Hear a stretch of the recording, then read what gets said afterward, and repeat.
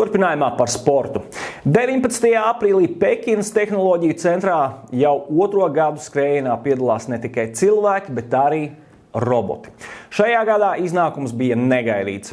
Humanoīdais robots Flash pusmaratonu, jeb 21 km distanci veids 50 minūtēs un 26 sekundēs, kas ir ātrāk nekā to jebkad ir spējis cilvēks.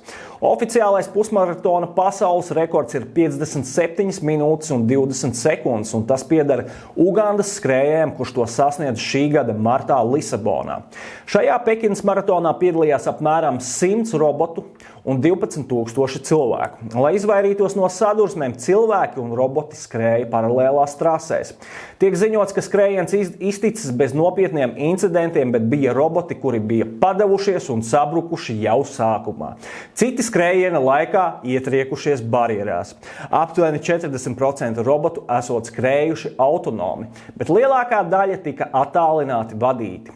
Ātrākais skrējējs cilvēks bija 29 gadus vecs ķīnietis, kurš skrējienu beidza 1 stundā 7 minūtēs 49 sekundēs. Čempionu robotu veidojas tehnoloģiju uzņēmums Honor. Inženieris Du skaidroja, ka robots tika projektēts vērojot un iedvesmojoties no izcilākajiem sportistiem. Robotam ir garas rokas un kājas, aptuveni 95 cm, un tas aprīkots ar jaudīgu dzēsēšanas sistēmu.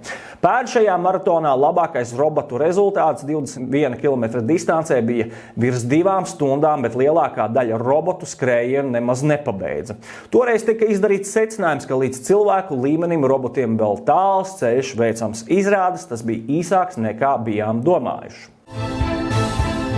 No Ķīnas maratona uz Rīgas maratonu. Rīgas maratonā šogad piedalīsies titulētā Kenijas garo distanču skrējēja Šārona Lokedī. 32 gadus vecā Lokedī ir 2022. gada Ņujorkas maratona un pagājušā gada Bostonas maratona uzvarētāja. Šajos prestižajos maratonos viņa vairākas reizes kāpus uz goda pjedestālu.